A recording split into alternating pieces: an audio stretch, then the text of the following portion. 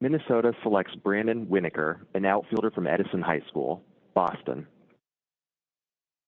All right, so this is what we thought it would be. Again, the young high school prospects, you want to get them paid. You've got to take them early on. Going with Winokur here, a high school kid out of California. Yes, 6'5". He is just a mountain of a young man already with tools, up the wazoo, potential 5-tool guy. He can do a little bit of everything. He looks the part. He should have a ton of power to tap into. Long levers, there's some swing and miss to his game, but he can be short to the ball at times. So I think if he can stay with that compactness, he's going to have a chance to hit really well. He can really run. He's got a good arm. Maybe he plays center field, but maybe he moves to an outfield corner where he can be that athletic right field type. Brandon Winokur certainly looks the part at 6'5" and has the chance to have multiple plus tools in the future. The right-handed hitter will have easily plus raw power and has shown he can get to it at times in games against good competition. For a young player with such long levers, he's also shown he can be pretty short to the ball with a more compact swing than you'd expect. He's a plus runner with a strong arm. While whether he can use his raw tools consistently in games is one question, another is where he plays defensively long term.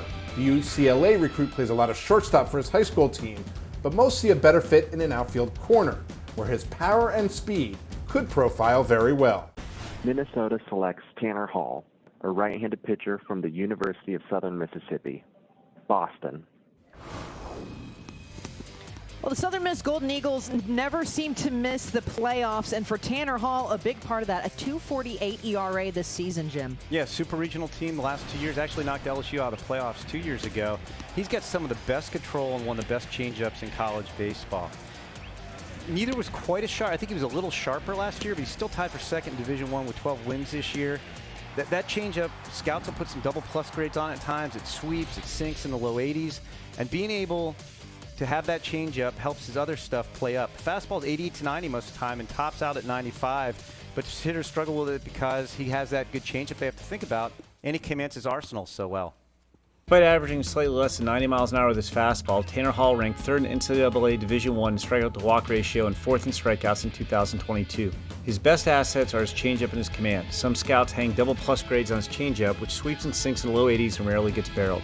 His ability to locate his entire arsenal where he wants helps his pitches play up, especially an 88 to 90 mile an hour fastball that maxes out at 95, but still misses bats and generates weak contact with plenty of sink and angle from his low 3/4 arm slot. Hall works mostly with his fastball and changeup, occasionally mixing in a decent low 80s slider with sweep and depth.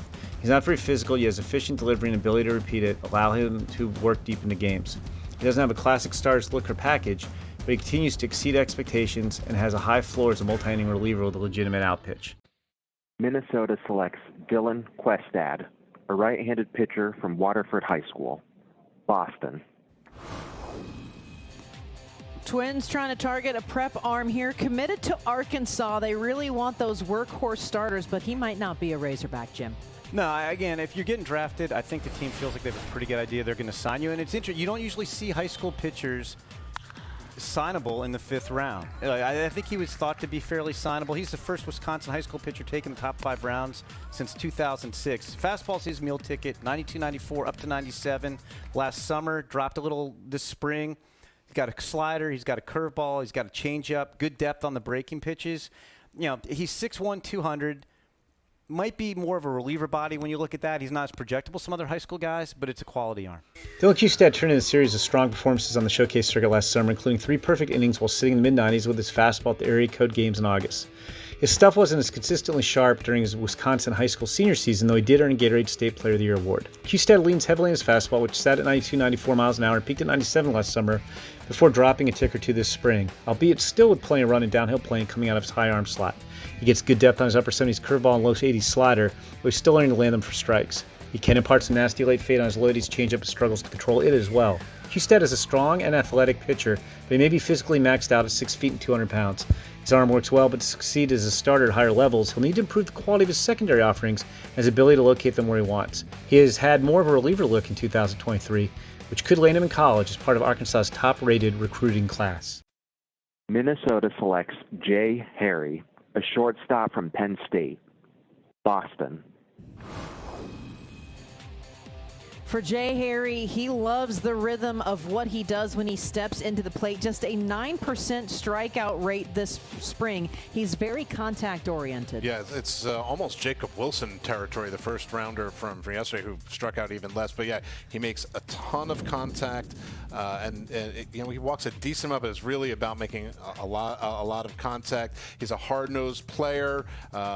He doesn't walk a ton. He doesn't see a lot of pitches. He really likes to hit. He stays on time.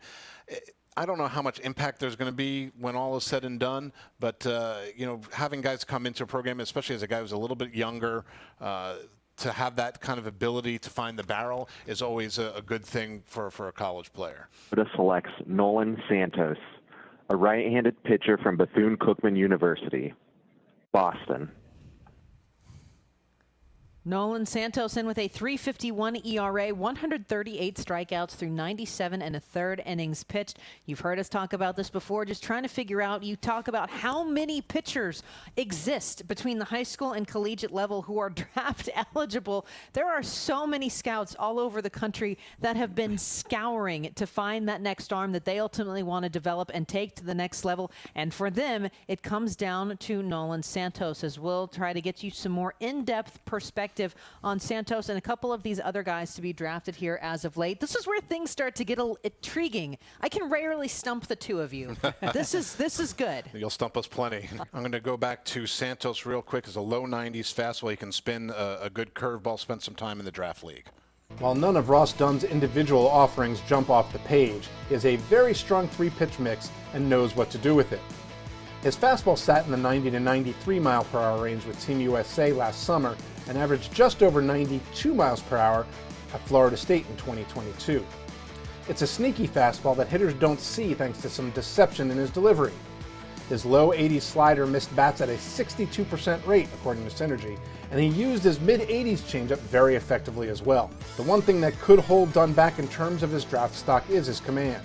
While he misses a ton of bats, he's also walked 5.5 per 9 in his college career. That was trending in a better direction as a starter in 2022, and more improvement should land him in the first couple of rounds.